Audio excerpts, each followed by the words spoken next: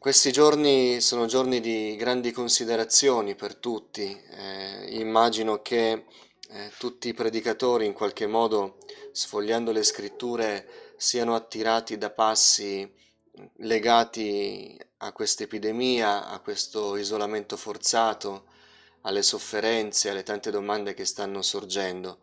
Anch'io, come altri fratelli, in questi giorni stavo meditando e qualche giorno fa consideravo probabilmente un passo che immagino altri pastori abbiano condiviso in questi giorni nelle varie chat, videomessaggi, audiomessaggi, in tutti gli strumenti che stiamo utilizzando, considerando la nostra condizione di queste giornate, di queste serate a porte chiuse.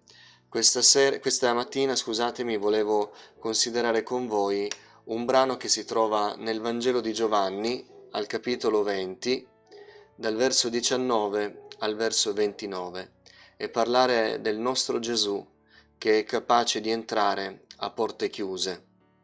Il nostro brano ritrae due passi in cui il Signore entra nella casa dei discepoli che si erano rinchiusi, spaventati, spaesati senza più il loro maestro.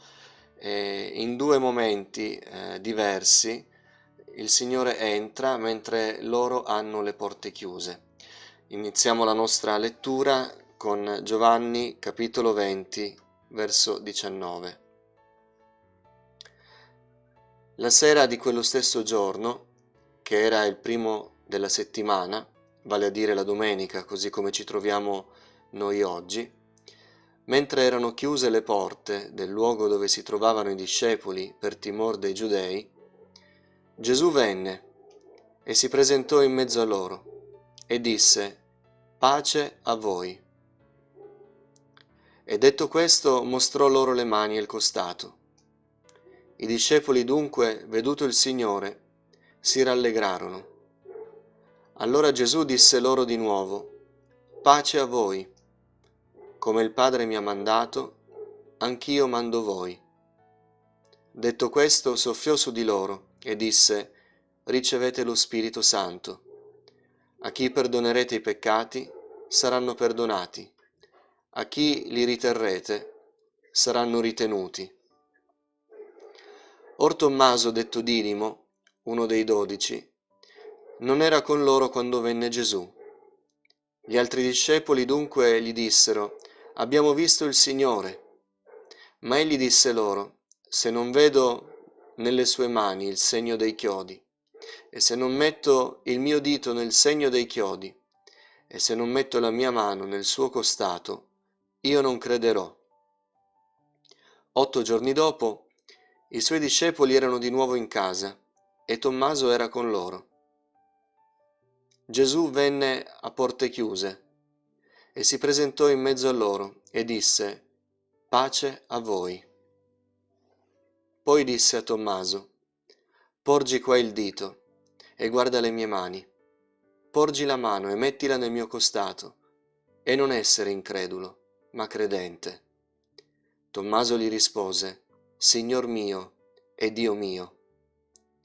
Gesù gli disse: «Perché mi hai visto, tu hai creduto. Beati quelli che non hanno visto e hanno creduto». Bene, questa parola ruota un po' in questo aspetto che considereremo questa mattina. Gesù entrò nella casa dei discepoli per ben 2 volte a porte chiuse. La resurrezione che avvenne appunto in quella domenica, in quel primo giorno della settimana, la resurrezione è la corona dell'opera di salvezza. Gesù è morto sulla croce per pagare il prezzo dei nostri peccati, ma la resurrezione certifica che il suo sacrificio non è stato un sacrificio vano, che il Padre ha accettato il sacrificio espiatorio del Figlio e quindi gli ha permesso di vincere la morte E quindi la resurrezione è la vittoria straordinaria sul peccato, la vittoria sulla morte. Ci mostra l'autorità di Cristo che è risorto dai morti, con un corpo glorificato. Ci dimostra la potenza di Cristo che ha rotto i legami del peccato. E quindi la resurrezione è il motivo della nostra testimonianza. Infatti, quando Gesù manderà i discepoli, è scritto negli Atti degli Apostoli, dirà che sarebbero stati testimoni della sua resurrezione, cioè avrebbero portato un messaggio molto preciso, che il Salvatore, colui che è morto sulla croce, adesso è vivente, e se è vivente, egli è qui in mezzo a noi ancora questa mattina. In questa resurrezione gloriosa, Cristo mostra la sua grande autorità. Infatti, in Apocalisse capitolo 3, il verso 7, Gesù è definito così: colui che apre e nessuno chiude, colui che chiude e nessuno apre. Quindi colui che fa quello che fa il Signore, nessuno lo può impedire. E se lui apre una porta, nessuno la può chiudere. E se il Signore chiude delle porte, come a noi pare come credenti che il Signore stia permettendo in questi giorni, nessuno la può aprire, sia fatta la volontà del Signore. Ora, tra le tante cose che vengono attribuite al Signore per mezzo della vittoria sulla croce e quindi con la potenza della resurrezione, c'è anche questo aspetto, che il Cristo risorto è un Cristo che entra a porte chiuse.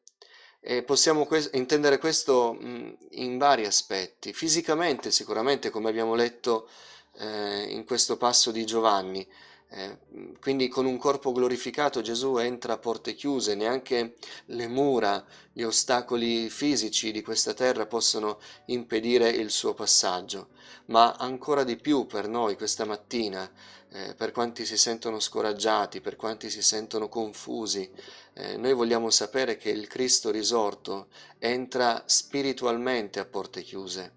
Quando vengono chiuse le porte dietro di noi, lui ha ancora la piena e forte capacità di entrare a porte chiuse e farci udire, nonostante gli ostacoli che ci possono essere, farci udire la sua voce nel cuore. E questa mattina noi vogliamo sentire la voce del Signore. Questa mattina vogliamo essere capaci di vedere il Cristo risorto che entra a porte chiuse, attraversa le mura del nostro cuore e parla a ognuno di noi in modo profondo.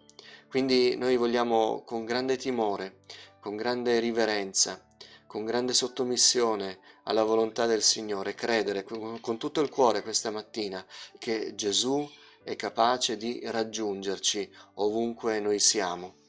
Il Signore entra attraverso la porta chiusa del timore. I discepoli avevano paura, si sentivano soli, come dice la scrittura, minacciati, in pericolo, erano pieni di timore.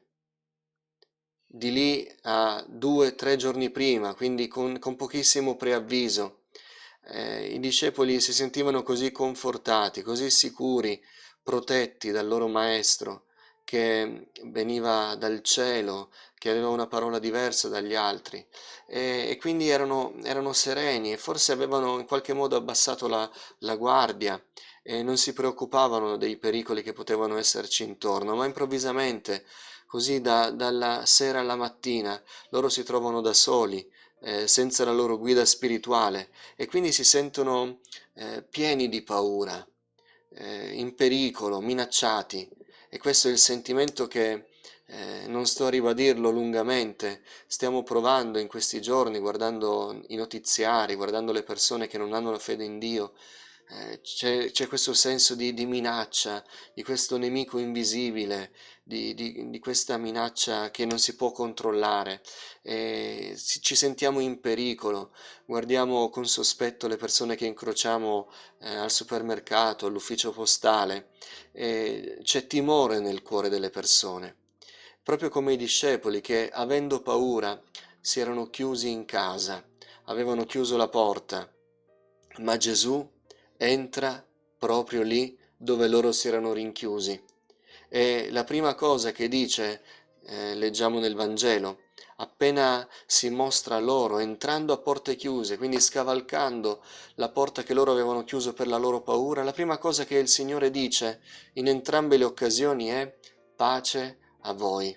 Se c'è qualcuno che ha paura, se c'è qualcuno che è intimorito, per qualsiasi causa, non voglio legarmi unicamente al virus della pandemia di questi giorni, ma se c'è qualche paura nel cuore, se c'è qualche cosa che sconvolge l'anima, se c'è qualcosa che fa tremare la nostra vita, le nostre certezze, Gesù è l'unico che può attraversare la porta chiusa del timore e dirci quelle parole di cui abbiamo tanto bisogno.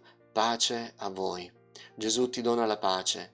Gesù è venuto per dare a ognuno di noi la pace, una pace diversa da quella che offre questo mondo, che provano a mettere in piedi i governanti.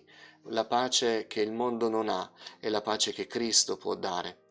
E se la paura sta legando il cuore, sta anche condizionando l'esistenza, Gesù questa mattina ha la capacità di entrare a porte chiuse, attraversare, scavalcare la porta del timore e permettere al nostro cuore di rimanere in pace.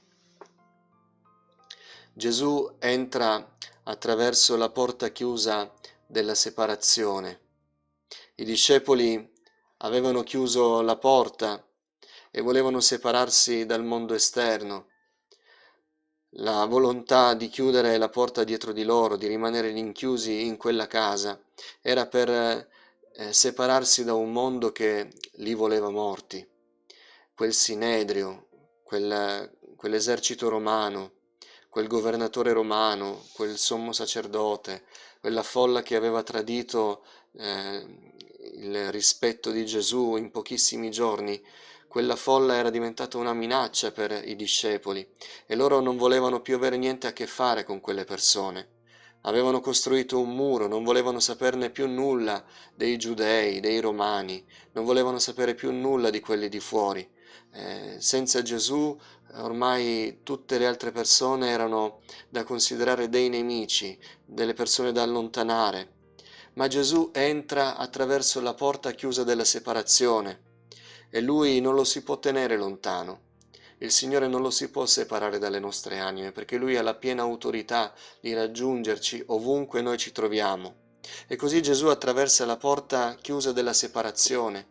I discepoli avevano deciso di separarsi dal mondo, i discepoli avevano deciso di non vedere più nessuno, di tenersi alla larga da tutti quelli che avevano procurato un così grande dispiacere alle loro anime, privandoli del loro Salvatore. Beh, Gesù entra attraverso quella porta, egli abbatte il muro di separazione, dice Paolo agli Efesini. Gesù toglie ogni separazione, ogni muro che ci tiene lontani dalle persone. Gesù lo abbatte, ma prima di abbatterlo lo attraversa per raggiungerci e per darci una parola che ci lascia in qualche modo eh, senza parole.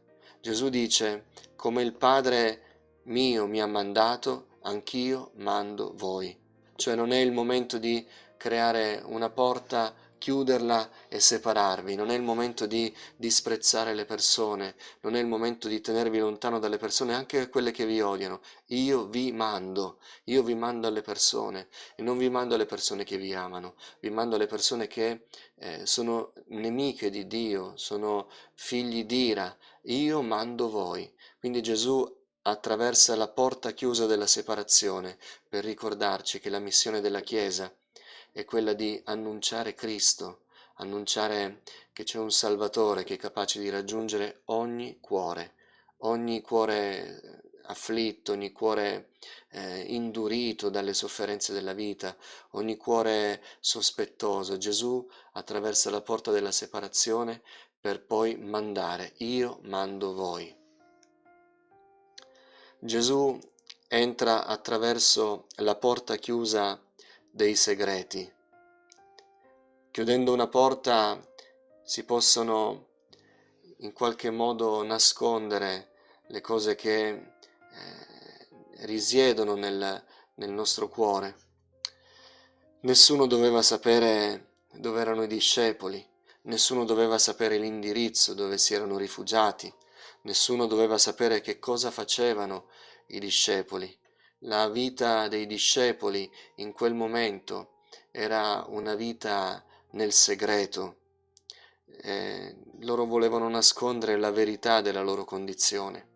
Ora noi possiamo nascondere la verità del nostro cuore a tutti, e probabilmente qualcuno chiuso nelle case in questi giorni sta forse vivendo delle situazioni segrete che vuole tenere nascoste al mondo esterno o alle persone che ama.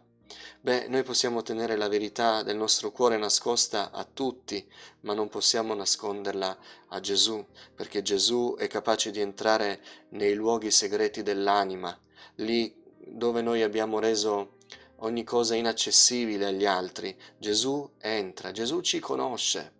Quando nel passo di Giovanni che ho qui davanti, Gesù entra la seconda volta a porte chiuse dove si trovavano i discepoli, questa volta c'è anche Tommaso, e Tommaso non pronuncia parola, ma Gesù conosceva i pensieri di Tommaso, e prima ancora che Tommaso parlasse, Gesù anticipandolo, poiché Dio vede il nostro cuore, anticipandolo gli dice quello che aveva nel cuore, e senza che Tommaso dicesse qual era il suo desiderio, Gesù lo anticipa, gli dice: Tommaso, porgi qua il dito, metti qua la mano.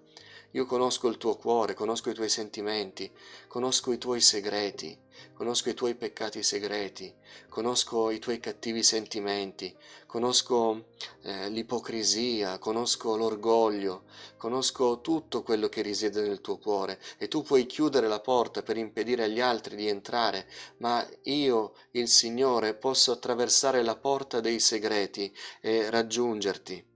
Ora dice Gesù nell'insegnamento riguardo alla preghiera: chiusa la porta dietro di voi, rivolgetevi al Padre vostro nel segreto, e il Padre vostro che vede nel segreto vi ascolterà.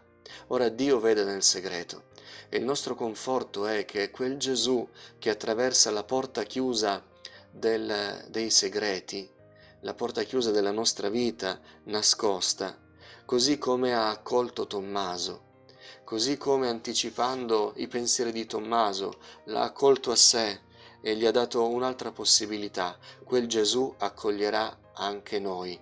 Quindi noi non dobbiamo essere intimoriti dal fatto che il Signore ci conosca perfettamente. No, anzi, questo è motivo per noi di grande incoraggiamento. Colui che ci conosce appieno, colui che conosce quello che c'è nel nostro cuore, i nostri sentimenti, le nostre ferite, colui che conosce i nostri fallimenti, colui che conosce il nostro cadere tutti i giorni, beh, lui viene a noi non per giudicarci, ma per accoglierci. Sicuramente non giustificherà il peccato, sicuramente non ci permetterà di vivere una vita nel segreto, ma lui ci accoglierà così come ha accolto Tommaso, e parlerà al nostro cuore e ci conforterà, perché il Signore attraversa le porte chiuse proprio perché vuole parlare al nostro cuore per la nostra vita e per la nostra salvezza.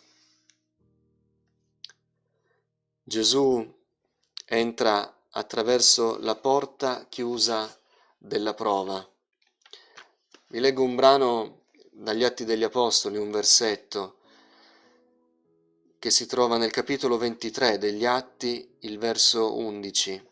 La notte seguente il Signore si presentò a Paolo e gli disse: fatti coraggio, perché come hai reso testimonianza di me a Gerusalemme, così bisogna che tu la renda anche a Roma.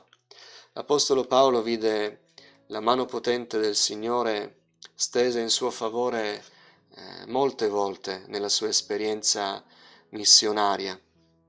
Vide addirittura nel carcere di Filippi il Signore aprire le porte delle carceri, rompere i ceppi e liberare tutti i prigionieri. Ma questa volta il Signore, in una situazione analoga, con l'Apostolo Paolo che si trova chiuso di nuovo in una cella di prigione, Questa volta il Signore non apre le porte come fece nel carcere di Filippi. Questa volta la porta rimane chiusa perché il Signore vuole permettere quella prova per l'Apostolo Paolo. Il Signore è potente da aprire le porte. Abbiamo letto prima che Egli si presenta come colui che apre e nessuno chiude, come colui che chiude e nessuno apre. Ma talvolta il Signore permette la prova.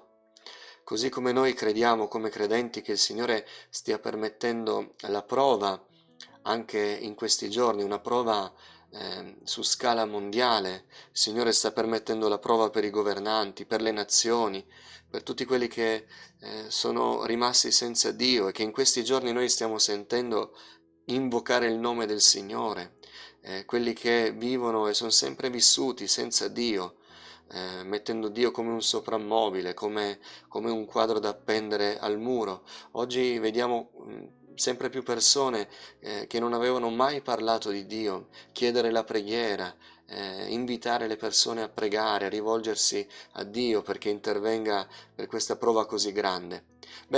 L'Apostolo Paolo, liberato in passato dalla prigionia in modo miracoloso, questa volta, mentre si trova in carcere, come leggiamo in Atti 23, Dio permette che egli rimanga in carcere. Ma la cosa di grande incoraggiamento per l'Apostolo Paolo e per ognuno di noi, se ci troviamo nella prova, è che nonostante la porta di quella cella fosse rimasta chiusa, Cristo la attraversa la porta chiusa di quella prova per raggiungere il suo figliuolo, per raggiungere il suo servitore e parlare al suo cuore. Cristo attraversa quella porta chiusa, entra nella cella con Paolo e gli dice non temere, conforta il suo cuore. Cristo vuole entrare nella prova, a volte ci sono delle prove che sono inaccessibili per gli altri, sono le nostre prove che Dio permette che viviamo e la porta è chiusa per gli altri, nessuno può entrare, noi ci troviamo all'interno di quella prova e gli altri ne sono al di fuori e nessuno può entrare, ma quanto ci conforta in questa verità sapere che Cristo, quando gli altri non possono attraversare la porta chiusa della nostra prova, Cristo può entrare, Cristo può venire, Cristo attraversa quella porta e ci viene a dire non temere. Cristo viene e ci conforta, parla al nostro cuore, ci dice che la nostra vita non si concluderà qui, noi usciremo da questa prova, che Egli non ci prova oltre le nostre forze, ma con la prova ci dà anche la via per uscirne, e come fece con Paolo, dicendogli non temere e dandogli la prospettiva che la sua strada sarebbe proseguita, perché il Dio aveva ancora un piano per lui, altrove fino a Roma. Così il Signore verrà nella nostra prova, ci conforterà, ci darà la forza per sostenerla e ci dirà: io ho ancora un piano per voi, io so che cosa sto facendo nella vostra vita. Quindi vogliamo essere consolati. In qualsiasi prova ci veniamo a trovare, Cristo è capace di raggiungerci, Cristo non ci abbandona, Cristo è l'amico fedele, Cristo è colui che rimarrà con noi.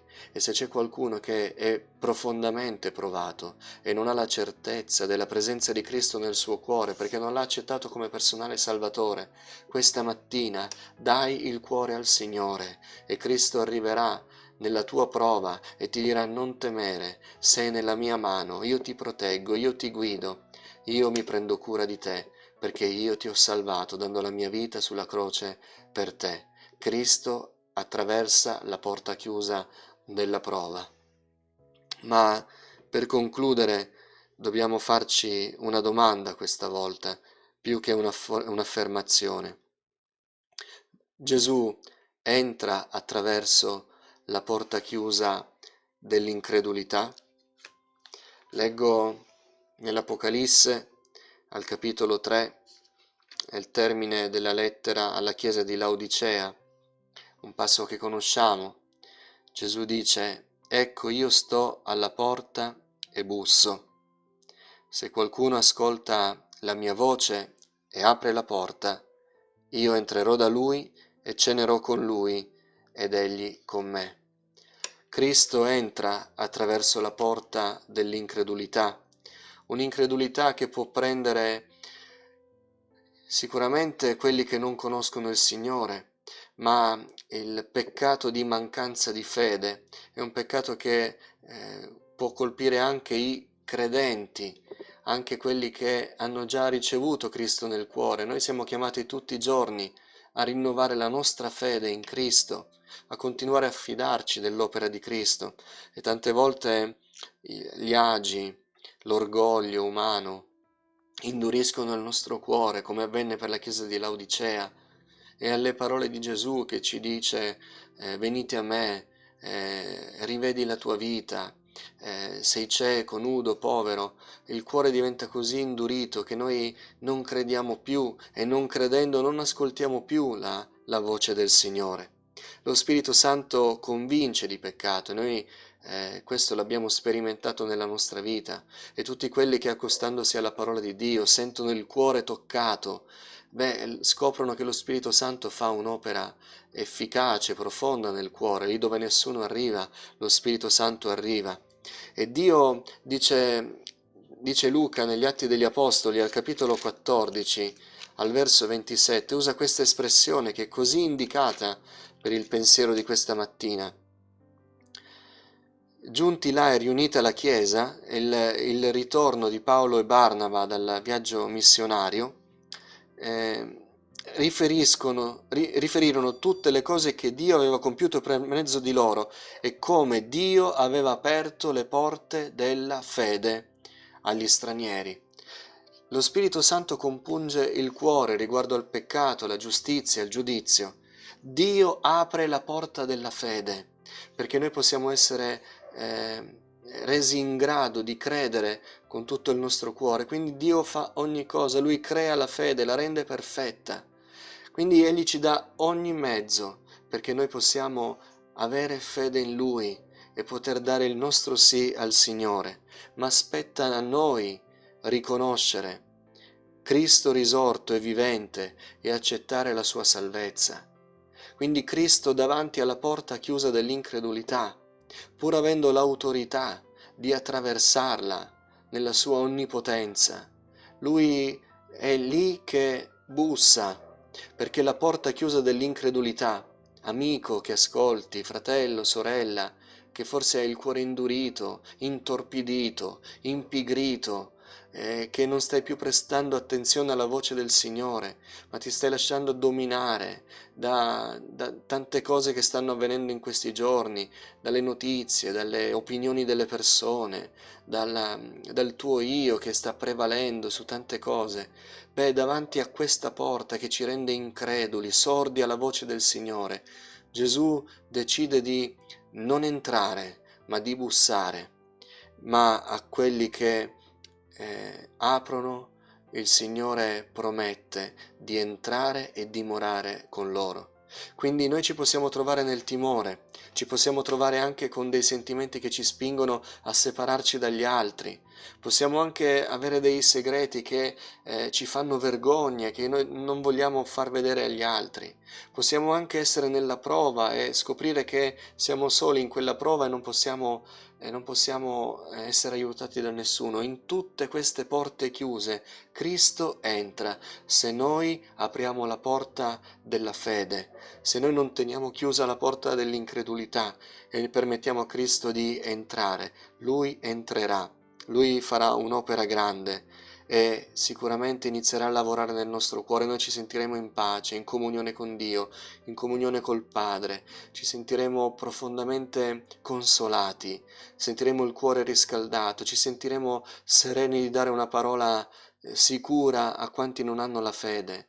Dimostreremo che la pace di Cristo non è soltanto un'idea, ma la nostra vita è influenzata meravigliosamente da quella pace che ci permette di dare sempre una risposta con i toni giusti, con le parole giuste, e ci permette di essere lucidi davanti alla confusione di questo mondo. Cristo entra attraverso le porte chiuse.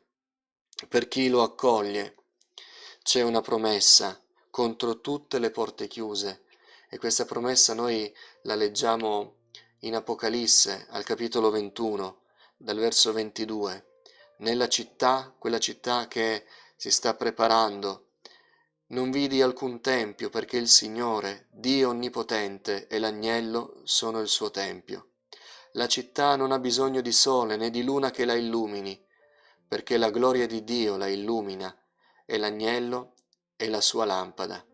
Le nazioni cammineranno alla sua luce e i re della terra vi porteranno la loro gloria, e di giorno le sue porte non saranno mai chiuse, la notte non vi sarà più. Questa è la promessa del Signore. Le porte delle città antiche e della figura che viene presa in Apocalisse venivano aperte di giorno per poter permettere i traffici commerciali e la notte venivano chiuse perché nessun brigante o malintenzionato entrasse mentre tutti dormivano. Beh, nella città del Signore, quella che ha promesso di darci, di cui siamo cittadini, in quella città meravigliosa, il Signore terrà tutte le porte aperte perché noi non avremo bisogno di temere alcun male, perché Lui sarà il sole di quella città. E la notte non ci sarà bisogno di chiudere le porte perché non ci sarà più la notte, non vivremo più la notte, l'oscurità che raffigura anche in questo momento che stiamo vivendo la paura, il peccato, lo spettro di un nemico oscuro.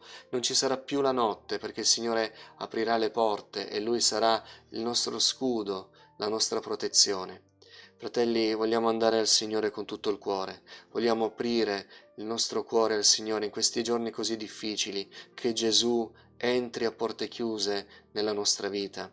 Lì dove ci indicano di chiudere le porte di casa nostra per evitare il contagio, permettiamo a Cristo di stare in casa nostra, permettiamo a Cristo di vivere nel nostro cuore. Egli cambierà ogni cosa e se anche le porte delle nostre case sono chiuse, le porte della nostra anima saranno aperte e noi potremo correre in ampi spazi, cito il libro della Genesi, e noi possiamo sentirci in piena libertà di andare presso il nostro Padre Celeste e trovare presso di Lui il conforto di cui abbiamo bisogno, le risposte, la forza, il vigore, la fede, la fiducia, la speranza, la consolazione, tutte le promesse che il Signore ha fatto per noi perché noi possiamo vivere in perfetta comunione con Lui. Il Signore ci benedica. Pace a tutti.